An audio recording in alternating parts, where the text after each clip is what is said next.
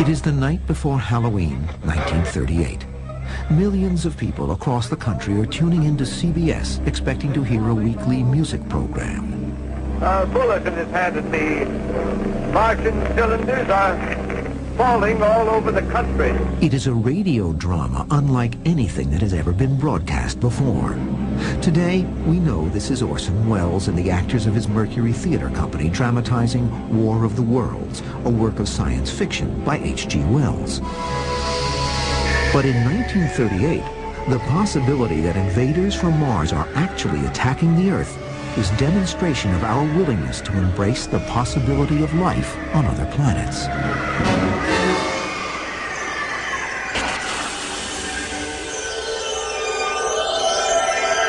It is a desire that resonates deep in the human psyche. Because for as long as humankind has looked at the night sky, we have wondered, is anyone out there? The earthly landscape may have changed dramatically since the dawn of man, but one thing has never changed. We see the same sky, the same stars as our most ancient ancestors, and from the very beginning we have tried to put a superhuman face on the cosmos. Everybody's curious about whether we're alone or not. I mean, everybody stood out late at night looking at the stars and sort of wondered, well, is there somebody up there looking back this way? In ancient Egypt, it is Ra, the sun god. The ancient Greeks populate the sky with hundreds of gods and goddesses whom they describe in their literature as beings beyond Earth. And they give the constellations names and human forms. Sagittarius, the archer, Orion, the hunter, Hercules, the hero.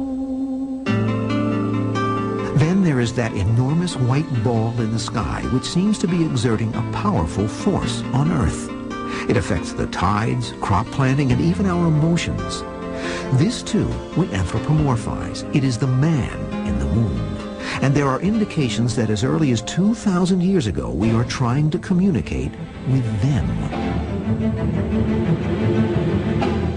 High atop the Peruvian plains are enormous pictographs some more than 2 miles across that can only be seen from the air. And yet the Nazca lines, as they are called, are created by an ancient people for whom the possibility of human flight does not exist even as an idea. Could this be Earth's first greeting card to extraterrestrials? Then, in the 16th century, the invention of the telescope changes everything. And nothing.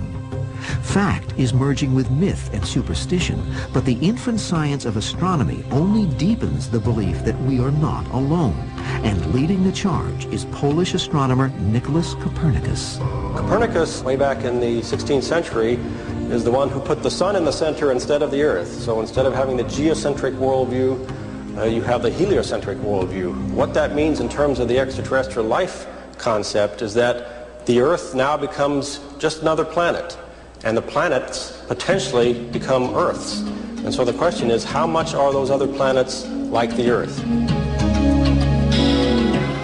The question is answered first in literature and painting. These are the earliest works of what will one day be called science fiction. And as the dreamers interpret the cosmos through their art, scientists are searching the skies with bigger lenses and better calculations. By 1850, we have found 5 planets, observed sunspots, and found a moon orbiting Mars.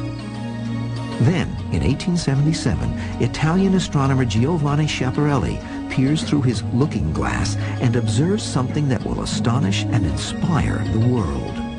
Then he claimed there were these straight lines lacing the surface of Mars, which he called canali, which was translated into English as canals, not a perfect translation. But in any case, stimulated a lot of thought that there might not only be cosmic company, but it might be very nearby, just 35 million miles away on the red planet. But even the mere possibility is enough to spark the imaginations of scientists and dreamers around the world. In 1865, Frenchman Jules Verne publishes From the Earth to the Moon, foreshadowing what will become a reality a century later. Verne's early space travelers are shot into space from a large cannon on the Florida coast. And at the turn of the 20th century, H.G. Wells writes his novel, First Men in the Moon, about early astronauts who meet up with a sophisticated race of insect-like creatures. In 1902, French director Georges Méliès inaugurates the genre of science fiction movie making with the 16-minute film Le Voyage de la Lune. His space creatures are approximately humanoid with chicken-like heads and lobster-like claws. And while writers and movie directors are imagining life on other planets, an astronomer in the United States thinks he is close to proving it. His name is Percival Lowell. A lot of astronomers doubted his findings because he wasn't trained in astronomy at a university. He was trained in mathematics. I think what he probably thought was, you haven't seen what I've seen. I have the evidence. Come and look through my telescope. Percival Lowell had been fascinated with astronomy since boyhood, but it was never more than a hobby. By 1893, he is a wealthy entrepreneur in Boston, Massachusetts. Then, Lowell reads an article about Schiaparelli's so-called Martian canals, and his life changes forever. He puts his business interests on hold to devote himself full-time to astronomy.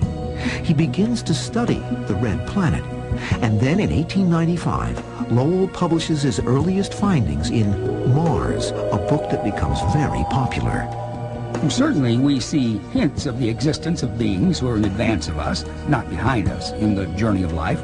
Startling as the outcome of these observations may appear at first, in truth, there's nothing startling about it. In 1896, Lowell builds his own observatory in the highest, darkest place he can drag a 26-inch telescope, Flagstaff, Arizona. While cowboys are riding the range in the Wild West, Percival Lowell is looking for life on Mars. When we continue, what Percival Lowell finds on Mars will inspire others to try and make contact. And in at least one case, it seems they may have. In the late 19th century, mogul-turned-astronomer Percival Lowell is nationally known because of his startling revelations that he has observed artificial structures on the planet Mars. Not everybody can see these delicate features at first sight, and to perceive their more minute details takes a trained as well as an acute eye. These are the Martian canals. Lowell speculates that the canals were built by Martians to carry water from the melting polar ice caps to the Martian equator. The theory of the canals being made by intelligent beings was not accepted by most of the scientific community, and for many years he was in fact ridiculed.